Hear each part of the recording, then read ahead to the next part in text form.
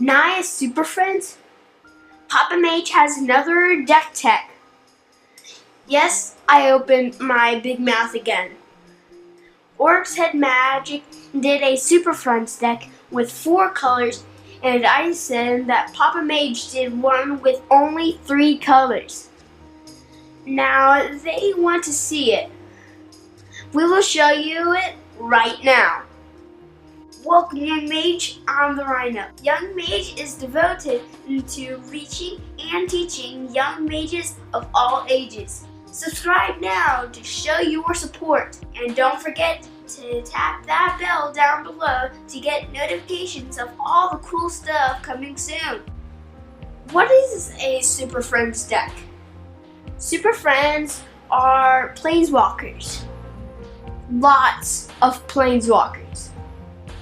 They have the advantage of being able to do a lot of cool stuff.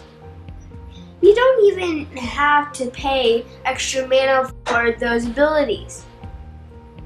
But they are often expensive to cast, and some don't protect themselves as well.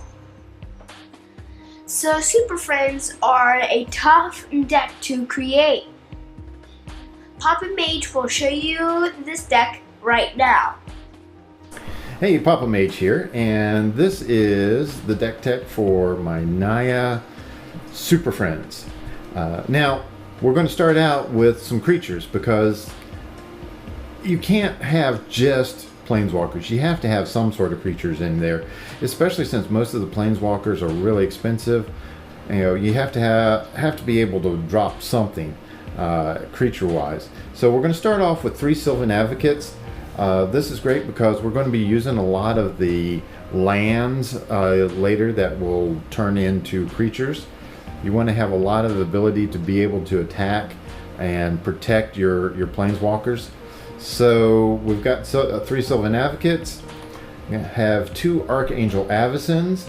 Those are great for flashing in to protect everything. You know, when somebody thinks that, oh, we've got you, and you flash that in, everything gets indestructible. That's really cool. Ishkanah Grafwidow is, you know, we can get Delirium with this deck very quickly and very easily. So having that and being able to bring out a bunch of those little bee spiders, that helps a lot. There's only 1 of those in here. There's 1 Verdurous Gearhulk, not the invention version. We've got one of the regular versions, but this program just shows the invention version.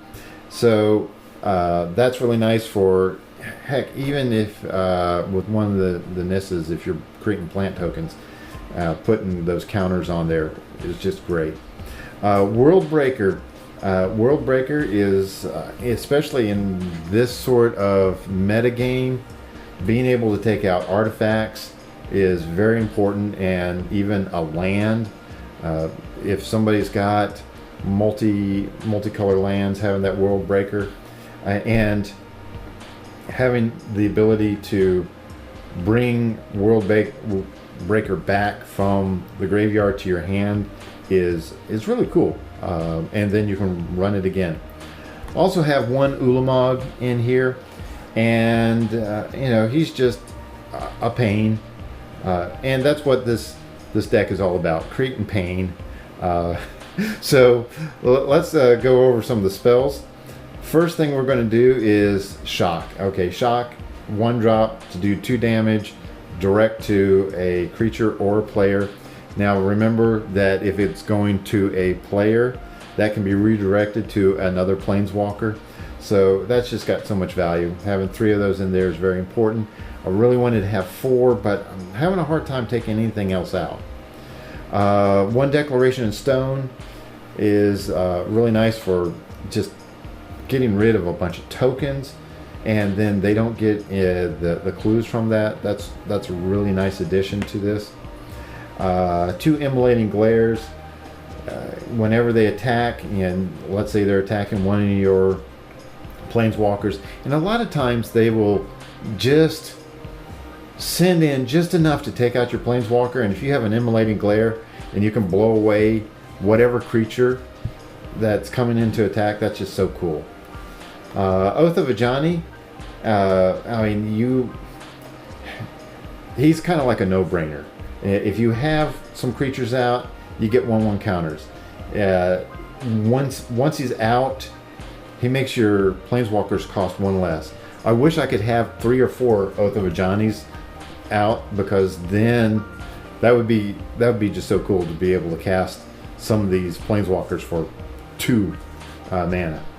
Kozilek's Return is really, really nice for just doing damage, and yes, we have Eldrazi, a couple of Eldrazi spells, so we can do 5 damage to each creature, and sometimes towards the end of the in late game, our creatures aren't doing anything, and all we have is the animatable lands, and you just blow everything out, and then you come in and swing with the animated lands.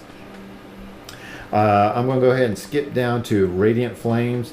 Another really cool card for at sorcery speed to just blow away a bunch of creatures.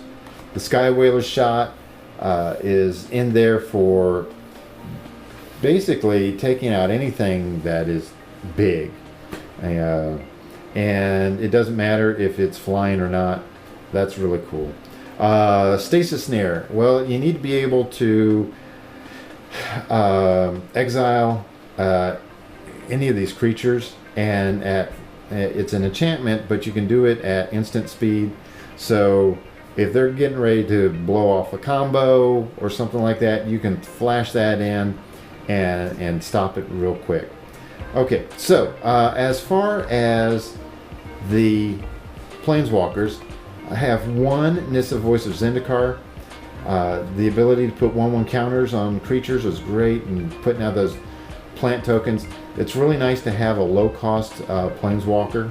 She's only 2 green and 1 other. And if Oath of Ajani's out, she's just 2 green. And I mean, it's a lot of value for just 2 green. Chandra, Torch of Defiance. She isn't super powerful in this deck. She is pretty cool. The ability to add the extra mana and do the direct burn damage is great. And dealing 4 damage to a target creature is nice. But rarely have I ever hit the ultimate for her. So she's a okay card in this deck. Let's see, Gideon, ally of Zendikar. He's a workhorse. He can come out, you can immediately -4 him and put out a 1/1 emblem for all your creatures. But I've used him a lot to just create those blockers to keep your Planeswalkers alive, because there's a couple other interesting interactions that you can do here. Especially with having Ajani Unyielding, which he'll come up here pretty soon, and ultimating him. Okay, Nahiri is here to basically cycle through the cards to get the cards that you need. You can also use her to bring back an artifact or a creature card. So bringing in that Verdurous Gearhulk or a World Breaker or Ulamog is just it's just one of those things that when you do that, it's just so disheartening to the other player. All right, now let's see, Nissa Vital Force. All right, Nissa Vital Force. At one point I had 3 of her in here, and I didn't have Nissa Voice of Zendikar because she was just so cool to be able to animate a land to be a 5/5 elemental creature with haste, which with Sylvan Advocate working together just made it huge. But the thing is, it just wasn't going fast enough, so I had to put in Nissa Voice of Zendikar. I took out one of the Nissa Vital Forces, and that just made things so much more balanced, so much better. All right, Ajani Unyielding. We've got 1 of him in here, and he is great for going through your deck, finding the planeswalkers that you need or lands. You can, once you ultimate him, I mean, you put out all those counters and you ultimate basically all your planeswalkers, and it's just kind of a game over. All right, Chandra Flamecaller. She is a lot better than the Chandra Torch of Defiance in this deck because of the ability to pull out all of those elemental creatures. But with Chandra Torch of Defiance, you can use her ability to +1 to add 2 red to your mana pool, and then use that to cast Chandra Flamecaller, replacing your other Chandra. So it makes the Chandras will play off of each other pretty well and will make things work a lot smoother. So that's the Planeswalkers. Let's go over the lands. All right, Aether Hub is just all around value.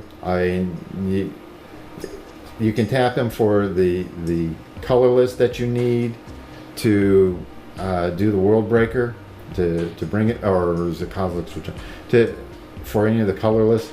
But having it there to fix your mana is great. Canopy Vista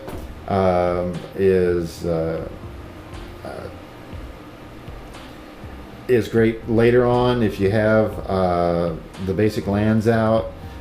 Same thing with Cinder Glade, Evolving Wilds to help fix your mana. We are only running 3 forests, 3 mountains, and 3 plains, so we balance that out. Fortified Village, a lot of this is what you would expect. Game Trail, the Inspiring Vantage is nice because it's one of the fast lands. It helps build up some things real quick. And then we have Needle Spires. And you won't believe how many times I have come in, swung for the game just using Needle Spires, because with the Sylvan Advocate out and the Needle Spires, and it's a 4/3 with double strike. That's really cool. And then you have Nissa making those 5/5s. It's a really, really, really nice way to end the game. You're not necessarily going to win solely on the Planeswalkers. You have to, with this deck, you really have to have some sort of creature swinging in. But, the way that this all balances out is really, really cool. All right, so the sideboard, 2 Tireless Trackers. Obviously, if we're bringing in lands, getting clues, being able to cycle through stuff. 1 Lymphala to basically give you the angel or give you the extra life. An extra World Breaker for obvious reasons. Authority of the Councils. This is annoying to your opponent to have to bring in everything tapped. It's also good against certain combos.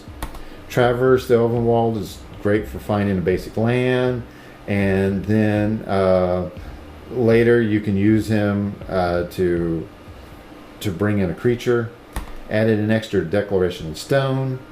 If you need more removal, the Harness Lightning is really nice for taking out small stuff in the beginning, keeping that energy, and then taking out big stuff later on. Quarantine Field. Yes, I know this isn't as nice as a Stasis Snare, but it does have its place when you can exile a whole bunch of things all at once. So if they're building up a big board state, this is a great card to bring in. Extra Kozilek's Return, and then of course a Fumigate to destroy whole bunches of creatures. In fact, you can even use this if you're pumping out a bunch of plant tokens or knights, and then you destroy all of them, you can gain the life yourself.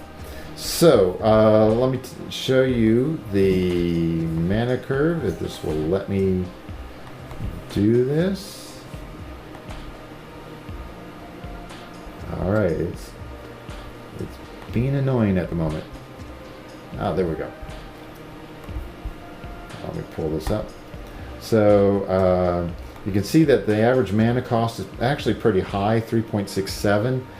But this does have a number of beginning of the game starts.